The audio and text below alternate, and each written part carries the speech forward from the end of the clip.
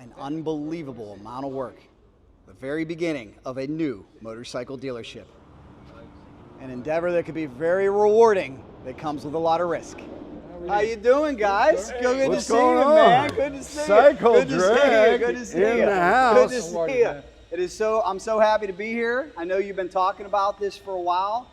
Here's the biggest question: how in the heck do you have time to open dealership number 4? Well, it's just daytime. We got nighttime too. You know? I mean, they both work. Right? Excellent, excellent. Money doesn't sleep. I understand that. I recognize this man, John from Barracuda. Could you please introduce us to this Trevor. guy? Thank you, Trevor. Mr. Ducati right here. I can tell by the shirt you got your work cut out for you, man. So this will be store number 3 for me too. So That's the right. portfolio's getting bigger. Wow. So partners in the new operation at Bert's Buccaneer Indian, and that's what we're here doing, man. We're building. We're starting a new one. I see flurry of activity. So we're about 10 days away or so from the grand opening. What's going on right now? Well, I'd love to tell you, but we're moving in tomorrow. We're going to open, be ready to roll. Can't you tell? Air conditioners getting installed today, man. The compressor's coming in a week or so, and you know what? The bikes are going to be lined up pretty soon, and man, we're ready to roll. We just need customers. I see that, Bert.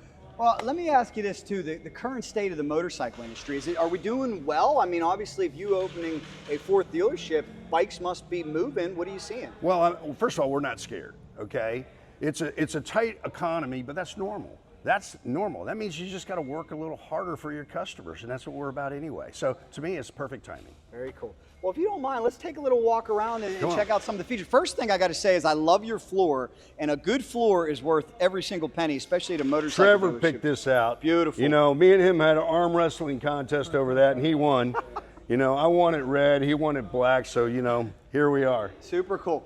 Now that this is your 4th time, have you learned valuable lessons in the past 3 that you're applying here to the way that this place is even being built? Right now, I'm guessing those are going to be sales nooks over there where you close the deals. No, those are bathrooms. No, I'm just kidding. I'm just kidding. The bathrooms are over here. Yeah.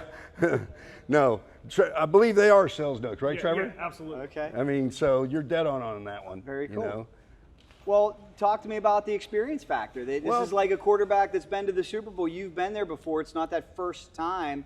What have you learned that you're able to apply to a new endeavor like Well, this? here's what's funny, okay? Cradle to grave, we were talking about this, it's going to take us about 6 weeks. That's amazing. To open. That's amazing. I mean, we're talking about permitting, licensing, painting. We're talking about everything that you can, because first of all, it was already an established building. And, you know, that's the first thing. Second thing is that we already have the infrastructure with all the other stores in place, so you didn't have to reinvent the wheel. And then the fourth thing, it's really about the people, right, Trevor? Yeah, the people coming together. I've done this a few times with 6 weeks. And we're not talking 6 weeks like we've been talking about for 4 months that we started, like from a lunch and a handshake. No. 6 weeks later, we're so here's how we got together, okay? I'm over here snooping around looking at land. I called John. I said, John, call Trevor down there and see if he'll give me a dealer tour. He goes, what the hell are you doing over here, right? And then what'd I tell you? Yeah, it's all about the people. Yeah, that's right. So that was my first question, was like, why? Yeah. I mean, we love the Indian brand, we see opportunity, but why are we going to work hard? It's like, we got the people. So, and I said, that gets me excited. And then he goes, well, why don't you put it right here? And I didn't even know this place was available, right? Yeah. I mean, and then he goes, next thing he goes, hey man, how about let's work out something together. So I said, hey, you want to be a partner? Yeah. John, you want to be a partner, right? And here we are. I love it. I love it. Well, you said the key word a second ago, and I'm looking at your shirt right there. So I am going to put you on the hot seat here with a tough question, right? Because we know Indian and the motor company, they've got a little bit of a storied rivalry that goes back 50, 60, 70 years. You're one of Harley's top producers. You do an amazing job. Is it tough when you get in a situation like this? Is there any pushback from a certain manufacturer? Well, look, first and foremost, they're competitors, okay? And they're professional competitors, and that's the best part about it. They both know each other's got good places. They both each other's got good products, okay? So there's a respect factor in there, and they keep it professional and respectful. At the end of the day, they both want to be the winner, right? Okay? Well, I want the best of both worlds, and the good news is that this is far enough from my Harley store that it actually helps me, and this is close enough to my Harley store that it actually helps me.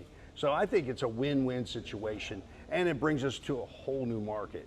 And the best thing about this is that we're going to be able to service used Harley-Davidsons right here, okay? Yeah. So that's the best thing about it. So we're going to sell and service used right here. Very so cool. it's a great deal. Well, speaking of that, is this the service bay back here? Let's take a little walk, if you don't mind. Thank you guys for showing us behind the scenes. By the way, this is great. Can't wait. All right, Trevor, I flip-flop.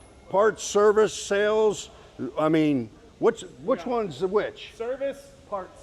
Service is over here. Yep. So this is actually going to be a service entrance here. Okay. Now, Bert, when you lay something like this out in your head, I know you're dealing with the space that you have, and that's obviously a big factor. But again, you being the guy with all the experience, how do you first start drawing up, per se, where's service going to be? Where's the parts desk going to be? Is there, I know grocery stores have a method, right? Right. All the good stuff's on the outside. They want you to have to go to the back of the store to go get it. That way you got to walk through the whole store. Is there a similar method here? There is. The first thing is the flow. You know, we look at the flow from the front door, and where are we going to put the motorcycles? Where are we going to sell? Because it's about selling. At the end of the day, it's about selling, right, Trevor? Yeah. Whatever's easiest for the customer to accomplish what they want to accomplish. That's right. And then we're also customers. We are customers. So we know what it's like to walk into a store and be that person. So we want to look through their eyes. And that's the way we set it up in flow. And then, of course, you got the manufacturers going to tell us what. They're going to try and tell us, what they think is best as well. That's right. So we have to have a balance. The flow of, Yeah, we just have to, So what you do is, we've already been through that a couple of times, and they already like what we're doing. So they're somewhat of a known item between the two. So it makes it quicker and easier, so you don't have to have those 10-hour meetings and things like that. And at the end of the day, they know what our process is going to be, and they know we can sell motorcycles. So that makes it simple. And I think, too, having a unique store helps.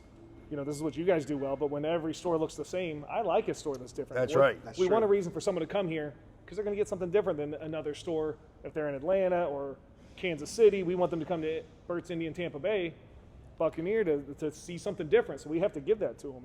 Well, that's an interesting topic because you guys correct me if I'm wrong, but from my understanding with a lot of these manufacturers, they want everything to look exactly the same, just like the Apple store looks the same in Minnesota, Pittsburgh, Tampa. But to your point, if you can win over a market with great sales, does that kind of get them off your back a little bit to do your own thing? No, it's not about that. It's about you have to have a business plan. And it has to be a business plan that's something that works in their wheelhouse. Well, we have a business plan and a business model that works, okay? And we tailor it to work in their wheelhouse, and that's what we do. So it's not about they're gonna give us something they won't give somebody else. It's not about that at all. It's the exact opposite in reality. Yeah. If you come with no game plan, they're gonna tell you what to do. But if you have a game plan that works, they're gonna work with you. Especially if they see the results. Yeah, So. absolutely. And the best part about it is when it comes with us, we are about a brand. We are about the people. We're about that customer base out there. We don't want that customer coming into the same store. This store is going to be totally different than the one down over there, and the one over there, and the one over there. Cool. And we're going to keep it that way because we don't want the same. We don't at any of my stores. It's just different. Well, cookie cutter and being plain is something you'll never be accused of. I guarantee you that. So finally here, as I wrap this up, I know at least Port Charlotte and St. Petersburg, known as an entertainment destination. We have bands, we have music, we have restaurants. Are you going to try for a similar feel here? Is it possible to create that type of atmosphere with bike nights? Boy, you really know how to throw a punch, right? The answer is yes, okay, but it's not going to be day one, We're going to build a business, then we're going to build an enterprise, then we're going to build an experience that nobody can take care of. But at the end of the day, everybody has a good idea of what I want. That's and right. it's not just a boutique. Might have to just be taco trucks at first, right? Not necessarily. Well, we're going to have some bands. We're going to have some fun. This is fun first. So if you don't want to have fun, and I tell you something I'm really excited for with Indian, they have not, this is the top 5 market in Tampa Bay in the country. There's not been an exclusive Indian dealer in Tampa Bay ever. Wow. There's been other people, they're not exclusive. This will be an exclusive dealership. And that provides a whole different experience for the customer, from the clubs to the staff to the product that we carry. We're going to have access to the top stuff by being an exclusive Indian dealer. I can't wait for it. All right, last question for each of you guys. The most difficult part of opening a motorcycle dealership the absolute part that you dread, because I know there's not a lot that you dread. You enjoy a lot of this process. What's the worst part, hardest part of this? Paperwork. Paperwork. In It's terms mental. of what you need for the state? Well, all of it, because everyone you're redoing multiple things the same way, whether it's the lenders, the banks, whether it's the state permitting, whether it's the licensing, fingerprinting, background checks, the whole 9 yards. That's the toughest part. And you have to be patient, you know, because a lot of their processes aren't exactly what you would say online with an app, you know. Yeah. And you have to be respectful. Sure. You have to be respectful of the process. So with that being said, that's the most difficult part.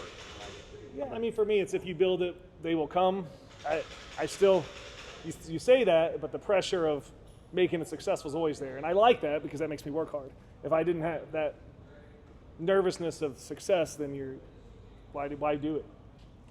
Well, guys, make sure you check them out, because this is going to be an awesome dealership. I know that. I wish you the best of luck, man. I know you don't need it, but and hey, did we tell this guy yet? up, man? Yeah, I hope you don't get drafted over here. I know you're busy enough in St. Petersburg, but it's going to be awesome, guys. If you have any questions, leave them down below. I guess the last one I have is, Bert, is this it? Is it for it, or are we going to keep on going here? There's more fingers on my hand. Oh my dear Lord, guys, he's going to take over all of Florida. But it's awesome to see. Can't wait to see what this place develops into. And whether you plan on buying a bike here or not, take a trip down here when it opens up. Give them your feedback and support it. And that's how we keep these great dealerships going. Thanks so much, everybody. If you enjoyed this video, here's another one for you. Subscribe right in the middle. And you know if there's anything fast motorcycles, Cycle Drag's in. From Brandon, Florida, Cycle Drag rolls on.